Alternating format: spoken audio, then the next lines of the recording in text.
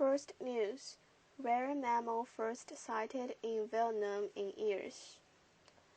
Hanoi, Vietnam, AP, one of the rarest and most threatened mammals on Earth, has been caught on camera in Vietnam for the first time in 15 years, renewing hope for the recovery of the species, an international conservation group said Wednesday. The Sao La, a long-horned ox, was photographed by a camera in a forest in central Vietnam in September, the WWF said in a statement Wednesday. This is a breathtaking discovery and renews hope for the recovery of the species. Van Ngoc Thinh, WWF, Vietnam's country director, was quoted as saying, "The animal was discovered in the remote areas of high mountains near the border with Laos in 1992 when a joint team of WWF and Vietnam's Forest Control Agency found a skull with unusual horns in a hunter's home. The find proved to be the first large mammal new to science in more than 50 years, according to the WWF. In Vietnam, the last sightseeing of a Sao La in the wild was in 1998, according to Dong Den Nag Eng, director of the Sao La Natural Reserve in Central Province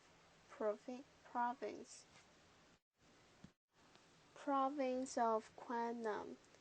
In the area where the Sao La was photographed, WWF has recruited forest guards from local communities to remove snares and battle illegal hunting. The greatest threat to Sao La's survival, the statement said. The snares were set to largely cage other animals, such as deer and civets, which are a delicacy in Vietnam. 20 years after its discovery, little is known about Sao La, and the difficulty in detecting the elusive animal has prevented scientists from making a precise population estimate. At best, no more than few hundreds, and maybe only a few dozen, survive the remote, dense forests along the border with Laos, WWF said. The second news, 11/12/13. What makes today so special? Today's date, at least when it's written out numerically as 11/12/13, may hold some meaning for numerologists and New Age adherents attracted to the supposed energies and positive vibes of the sequential string. In reality, November 12, 2013 is nothing special. Perhaps it's only notable for spawning a midweek blitz of weddings or a rush to buy lucky lotto tickets, or being a good day for Count Von Count. This morning, Sesame Street tweeted a message from the Vampire Moped. 11/12/13. What a wonderful day. Ahaha. A Davis Bridal survey estimated that more than 3,000 brides would get married today across the United States, a 722% increase compared with this Tuesday last year. The surprising origins of 9 common superstitions, iconic deaths have become a trend in the United States, reaching new heights when over 65,000 couples tied the knot on 777. Brian Butler, Chief Marketing Officer for David's Bridal, said in a statement, 11, 12, 13 is a sequential pattern, and we have learned that couples love dates that have patterns. In this century, there will be one more sequential date like today's, and it will occur next year on 12, 13, 14. It falls on a Saturday, so we predicted this date could reach record-breaking numbers, Butler added. As Butler noted, excitement over sequential dates and dates with repeat numbers is nothing new. The Beijing Olympics began at exactly 8:08 p.m. local time on 08/08/08, and that example perhaps illustrates the cultural relativism of auspicious numbers. The Chinese name for 8 rhymes with the word for wealth and is considered to be a particularly lucky number. Today's date indeed doesn't hold the same meaning in other parts of the world. More than 400 years ago, Pope Gregory XI established the Gregorian calendar that makes today 11, 12, 13.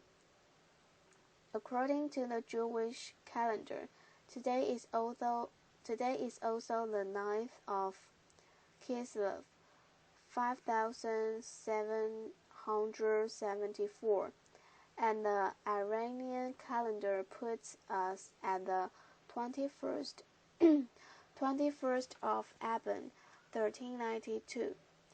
It might be easy to dismiss the enthusiasm about 11, 12, 13, but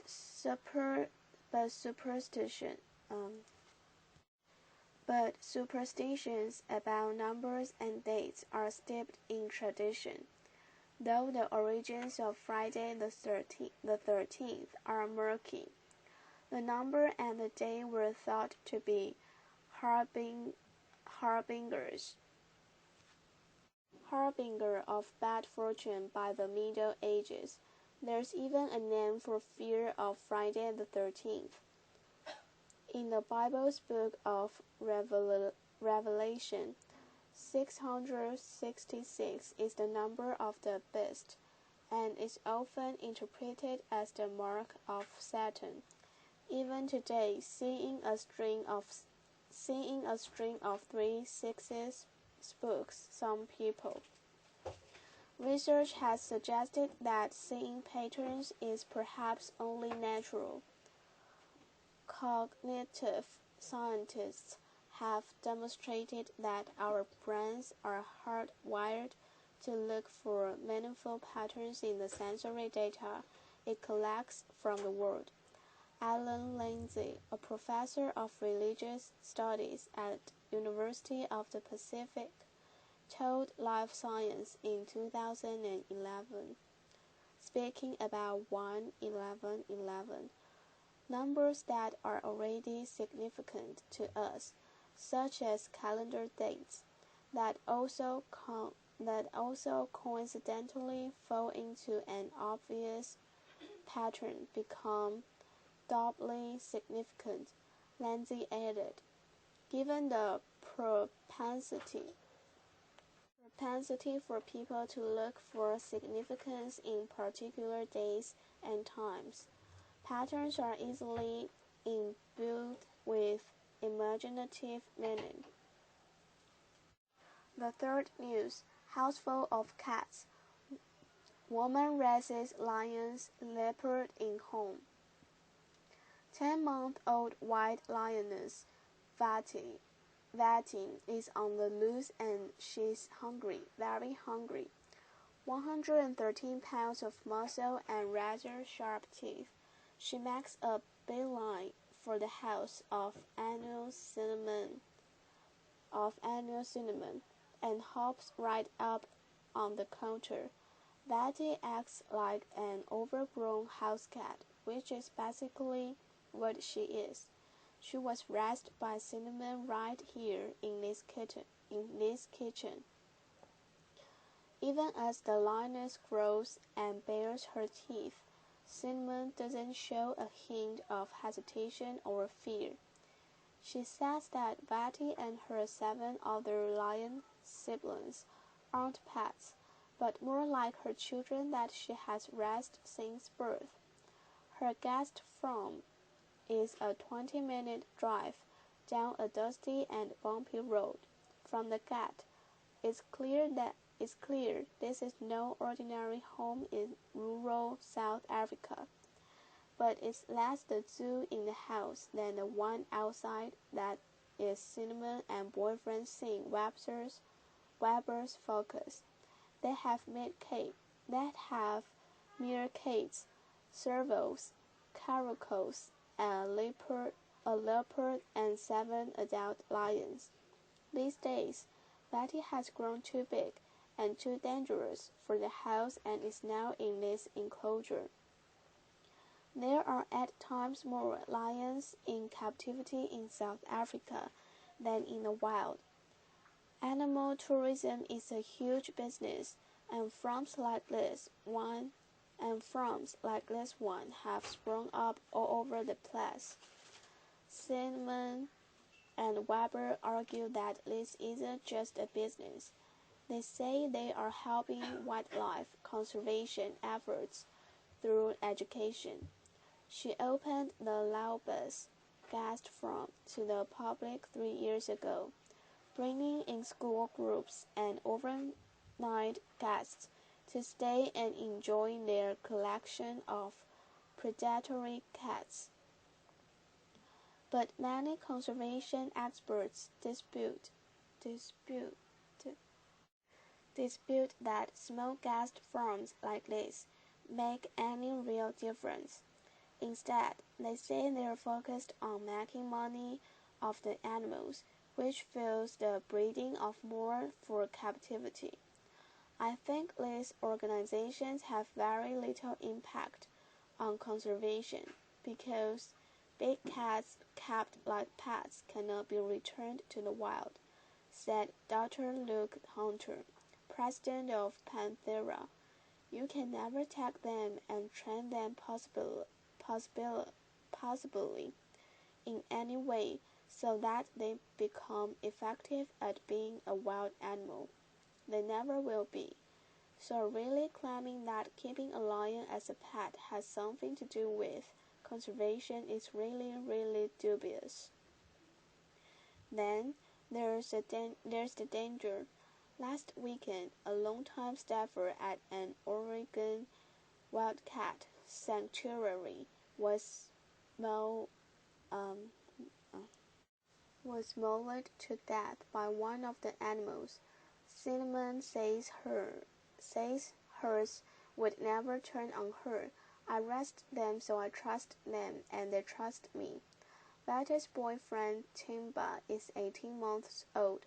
Timba was also raised in the house until he got too big for the bed. He's been replaced by this little guy. Sequan Wen is just 6 weeks old, the son of 2 of the bigger lions. Undeterred by criticism or fear, Cinnamon has plans to grow the farm, bringing in more lions as well as other predators. For now, her focus is caring for the cats she has and raising the next generation. The fourth news: energy turmoil changes map of global market, IEA. Paris, AFP, a vast upheaval in energy markets with the rise of shale oil and of demand in emerging economies is changing the fuel map of the globe, the IEA said on Tuesday. These huge changes, including the growth of renewable energies, will widen differences in energy costs between regions and could hit the competitive positions of industries in Europe and Japan. Their shares of global exports of goods met with heavy consumption of energy could fall by a third, the International Energy Agency said. The agency also argued for fuel subsidies to be phased out and warned that carbon emissions would go on rising, pushing up temperatures around the world. But new reserves of fossil fuels, notably resources of shale in the United States and Canada, will compensate for the decline of existing oil and gas fields, raising the competitive position of countries which exploit them, the agency said. It estimated that the average price of oil in 2035 would be $128 per barrel compared with its estimate last year of $125, and excluding the effect of inflation. The price this year would average about $100. Developing countries are set to become the drivers of energy demand in the next 3 decades, the IEA said in its annual look at long-term trends.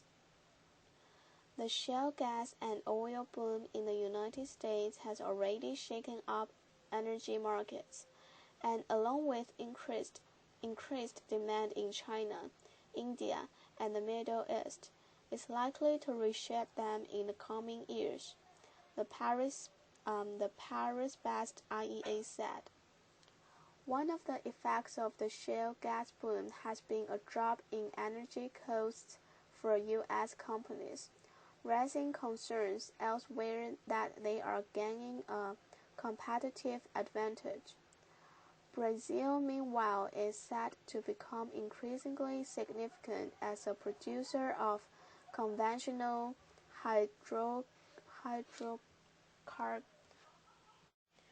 hydrocarbon energy and of renewable energies, which will account for nearly half of the increase in global power generation to 2025, it said. Many of the long-held tenets of the energy sector are being rewritten, the IEA said. It noted that U.S. natural gas prices were one-third of EU import prices and a fifth of those in Japan. While the IEA expects gas prices to converge as markets become interlinked with the expansion of trade in liquefied natural gas (LNG. It expects differences in electricity costs to persist. Demand for energy-intensive goods in Asia is likely to drive increases in their production there. The relative cost of energy could be critical for the production of chemicals, aluminum, cement, iron and steel, pepper, grass, and refined oil products. The United States sees a slight increase in its share of global exports of energy-intensive goods, providing the clearest indication of the link between relatively low energy prices and the industrial outlook, the IEA forecast. By contrast, the European Union and Japan both see a strong decline in their export shares, a combined loss of around one-third of their current share, it added. Countries could reduce unfavorable energy cost factors by promoting efficiency throughout their economies, and the expansion of trade in LNG would help break a link between gas export prices and oil prices. Center of gravity switching to emerging economies. The agency, which provides data and advice to 34 advanced democracies, said that two-thirds of potential gains from increased energy efficiency were still untapped. Investment in energy efficiency would be aided by the phasing out of fossil fuel subsidies, which the IEA estimated rose to $544 billion, 407 billion euros worldwide last year. While the energy supply map is changing with the shale boom helping the United States reach energy self-sufficiency over the next 3 decades, so too is the demand side. The center of gravity of energy demand is switching decisively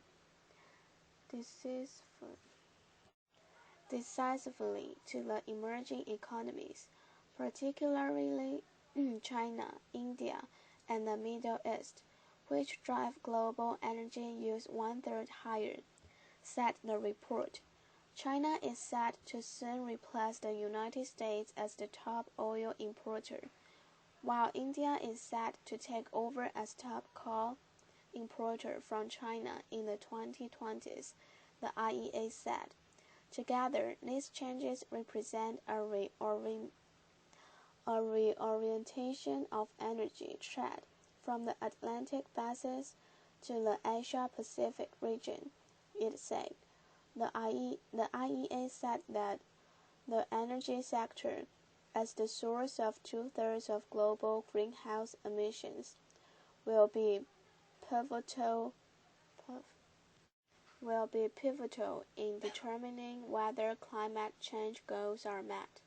It sees energy-related CO2 emissions still rising by 20% by 2035, despite efforts to reduce emissions, with the world heading for a long-term average increase in temperature of 3.6 degrees Celsius, far above the target of limiting the increase to 2.0 degrees Celsius. The fifth news: Swedes develop invisible bike helmet. You know what kind of sucks about riding a bike, other than all that paddling? Bike helmets. Sure, they keep that overrated brand from getting splattered, but they take a lot of the open-air joy out of things, and they're not comfortable. A pair of Swedish women have developed a remarkable solution: the invisible bike helmet. Tired of strapping ugly, uncomfortable styrofoam and plastic turtle shells to their hats, the pair came up with a pretty revolutionary solution that does manage to give you full head protection without remarkably wearing anything on your head. I'd like to just come out and tell you the secret of how their Hovding helmet works, but this video does such a nice job of building suspense, I kind of don't want to ruin it, so I won't post any pictures showing the operation, and don't follow that link to their site if you don't want to spoil a minor surprise. Once you see how it works, it all makes sense, and is a very clear solution that draws from a number of technologies that are well established and familiar. If you're so jaded that the tiny joy of a mild surprise doesn't appeal to you, click away. Granted, the Hovden helmet creators indulge in a bit of hyperbole when describing how it'll save the world. According to the IIHS, 2% of motor vehicle crash deaths are bicyclists in the United States. 72% of those fatalities are adults over the age of 20, and no state has a mandatory helmet law for adults, although some cities have local ordinances requiring them for all riders. But regardless of how wrong they are about discounting cars in the future, they've done a pretty impressive job with the design and engineering of this, and I wish them all sorts of luck. So far, the helmet is available only in Europe, sold on the official site for $1,399, $535, and would need to meet U.S. CPSC requirements to be sold as a helmet stateside. The sixth news: dressed for success, tips for your job interview style. It's hard to find a job these days, and on top of that, it's even harder to know the rights and wrongs when it comes to what you should wear to a job interview. If you should get one. Style expert Daisy Lalonde, and author of Never Pay Retail Again, Shop Smart, Spend Less, Look Your Best Ever stopped by Katie Classified to help 3 young women figure it all out. We just learned how to make the right first impression on your resume, but once it gets you in the door, could your look be holding your back? Katie asked. How long does it take for them, executives and managers, to judge your appearance and your look? According to Daisy, 2.2 seconds, aka immediately. Daisy said. The 3 job seekers played a little game called Spot the Flaws, where you guessed it. They spotted the flaws on some questionable fashion choices. Watch the video clip above to figure out where you might be going wrong. Here's a hint. Diamonds on your nails and loud jewelry could be doing you in. The seventh news: it's not easy being green, even with good advice. Now that I've been at least public eco-conscious endeavor for a couple months, I figured my overall attitude towards Living Green advice articles would have improved along with my personal choices. After all, if I'm doing my best to cut back on paper towels, conserve electricity, reduce packaging waste, and make informed skincare and cosmetic purchasing decisions, doesn't that mean that my thinking has evolved and thus I've become a far more groovy, earth-hogging, open-minded eco-individual? Unfortunately, if my near-violent reaction to reading that Halloween candy is destroying rainforests, killing orangutans, and contributing to horrifying child labor violations is any indication, the answer is no. For me, the biggest challenge in going green has to do with the self-defeating notion that no matter what I do, it can never be enough, or that everything, as in, every single choice is possible for one human to make, is roiling with environmental controversy. Even the things I thought were totally fine. Who the hell knew font-sized sneakers were bad for anything other than my ability to get into my jeans without a show horn?